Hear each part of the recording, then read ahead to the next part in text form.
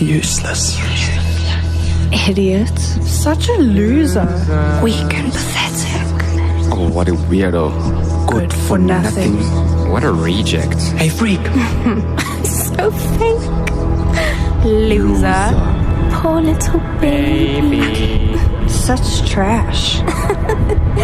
Such a phony. What a waste of space. So gross. Oh, go ahead and cry. Useless.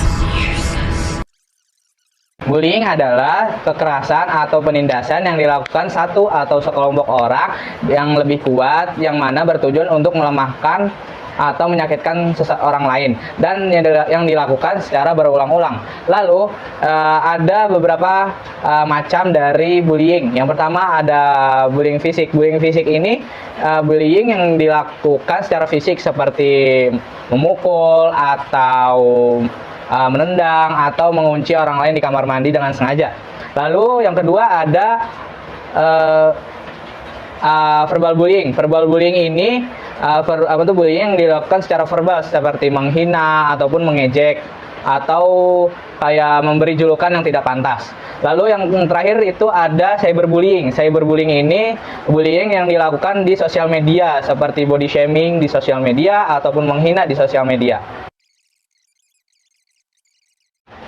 Jadi, untuk bullying verbal ini biasanya dilakukan untuk melontarkan kata-kata seperti dari ejekan, mengucilkan, mengancam. Nah, terus juga bullying verbal ini tidak memandang usia ataupun gender. Terus juga biasanya ini bullying verbal dilakukan itu mungkin dari lingkungan sekolah, pekerjaan, atau lingkungan di sekitar kalian. Dan contoh untuk bullying verbal ini seperti apa sih? Nah, contohnya itu kalau misalkan mengucilkan atau mengejek itu mungkin bisa dari fisik kalian ataupun dari latar belakang kalian. Terus untuk mengancam ini seperti kalian tidak melakukan suatu perintah yang disuruh dari individu atau kelompok tersebut dan mereka akan memberikan ancaman kepada kalian.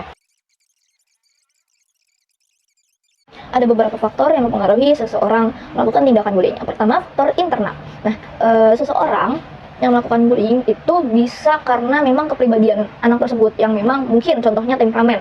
Anak-anak dengan kepribadian yang temperamental itu dapat melakukan pembulian kepada teman-teman atau orang-orang di sekitarnya. Yang kedua adalah faktor eksternal, yaitu ada lingkungan di sekolah, teman sebaya, lalu ada lingkungan keluarga, dan ada tontonan. Maksud tontonan di sini adalah apa yang anak tersebut rekam dan tonton setiap harinya. Misalkan ada contoh kasus di mana seorang anak yang sering menonton tinju atau tindakan-tindakan kekerasan itu cenderung mempunyai karakter yang pembuli gitu. Dalam arti mereka cenderung agresif kepada teman-temannya maupun lingkungan sekitar.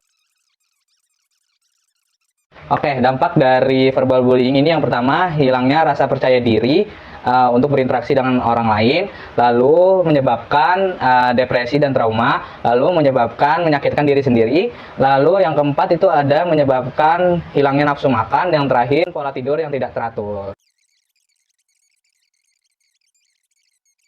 Penanganan yang perlu dilakukan oleh teman sebaya kepada korban bullying yaitu yang pertama, memberikan rasa kepercayaan diri kita kepada orang tersebut agar mereka dapat bisa terbuka dan berinteraksi kepada orang lain, mungkin dari cara komunikasi atau bercerita gitu tentang kejadian yang mereka alami. Terus juga menjadi pendengar yang baik untuk mereka dan menjadi penghubung antara mereka dan guru-guru ataupun ke orang-orang ahlinya agar membantu mereka, si korban bullying tersebut, terselesaikan permasalahannya.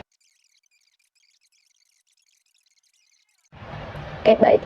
Ada beberapa penanganan yang bisa dilakukan oleh guru untuk menangani siswa atau siswa yang terkena bullying. Yang pertama, tanggapi kejadian itu dengan serius. Yang kedua, hargai dan berterima kasihlah pada siswa tersebut karena telah melapor pada Anda. Yang ketiga, yakinkan bahwa itu bukan salahnya. Yang keempat, tunjukkan empati kepada anak tersebut. Yang kelima, bantu anak yang dibully untuk membela diri sendiri. Yang keenam, tanyakan kepada dia apa yang dibutuhkan untuk dia merasa nyaman.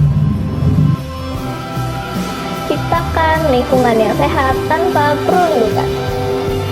Hentikan bullying dan sebarkan kasih sayang. Stop bullying untuk masa depan bangsa yang lebih baik.